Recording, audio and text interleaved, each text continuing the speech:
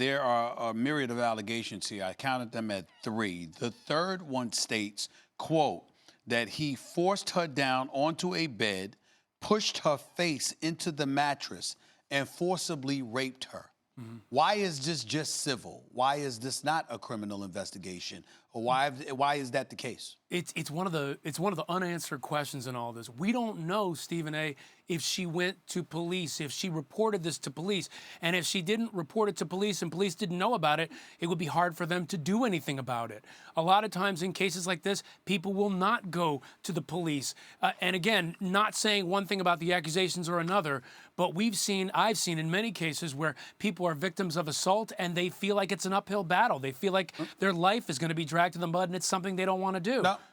I understand why, excuse me, Max, hold on for a second. I understand what you're saying, but what I'm saying is since those are the specific allegations, irregardless of what she wants to pursue, why wouldn't the law pursue that criminally in light of the fact that she is mentioning the word rape here, forcibly raped her? Shouldn't the law take it into their own hands since that's her allegation? I think because they got to investigate it. And you look at how this kind of thing goes down. They might see, let's say they learned about this just now, like we did last night. They get this document, they take a look at it. They say, okay, we're going to read through this. We're going to call a couple of the parties.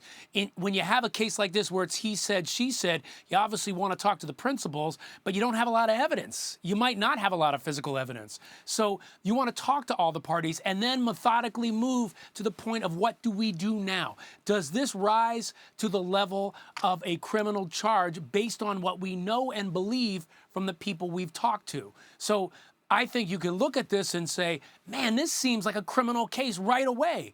But it all is out in the details, and they have to, if they want to determine that, do a thorough investigation and figure it all out.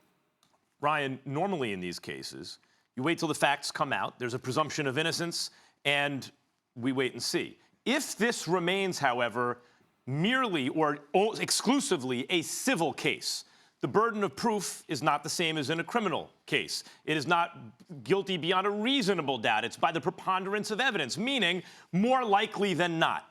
Let's say a jury finds that if it proceeds in a civil case, she is awarded damages. What does that mean in terms of what is likely to happen next for Antonio Brown? Well, a couple things. First, Max, when you're looking at this, you're assuming that during this entire time, the police aren't getting involved and saying, maybe there's something here we should investigate. So let's assume that they're not doing that, and it just becomes a civil case. If that happened, if that judgment is entered, I would think that the NFL at that point has been sitting back and waiting to see what happens in terms of levying a full punishment.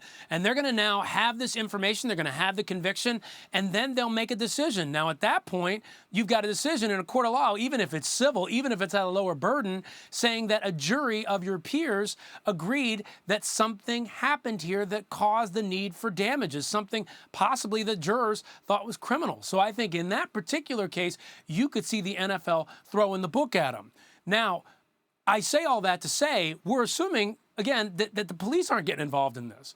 So if the police get involved in this, it's a whole different story, and you got to wait for that to play out as well. So this could easily end up on 2 different tracks, even though it's on 1 track right now in civil court. Ryan, there are those that would point to Adrian Peterson, for example, when they talked about the corporal punishment of his child, per se. That's how some folks viewed it. And as a result, he was taken off the field and put on the commissioner's exempt list and not allowed to play football. They would point to something like that and say if the NFL took that position with somebody being excessive as a parent, what should they do when it comes to an allegation of this serious of nature? What should they do in this particular situation? How do you answer that? Yeah, Stephen A., you just made the argument right there of why he should be put on the commissioner's exempt list. And you know what it comes down to, guys?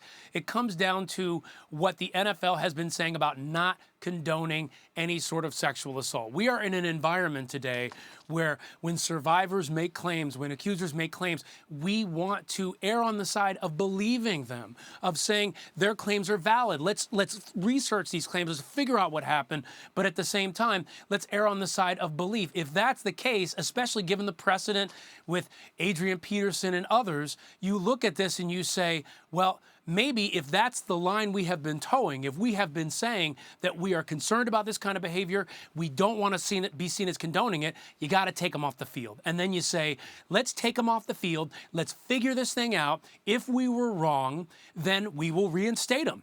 The other side of that, though, you got the PA, the NFL PA, you got Antonio Brown saying, wait a second, this is an accusation. And in America, anybody can make an accusation. How do you guys know this is true? I have already said it's not true. How are you doing this to me when it hasn't even played out in the court system, when the police aren't involved, when there hasn't been any kind of investigation? So it's a very tough line for the NFL to toe here. But I think in many ways, if you've got the community, if you've got fans out there looking and saying, well, if in this other case, you suspended somebody before it all played out, or sorry, put them on the exempt list before it all played out, and you're not going to do it here, doesn't make a lot of sense to us. Thanks for watching ESPN on YouTube. For more sports highlights and analysis, be sure to download the ESPN app. And for live streaming sports and premium content, subscribe to ESPN+.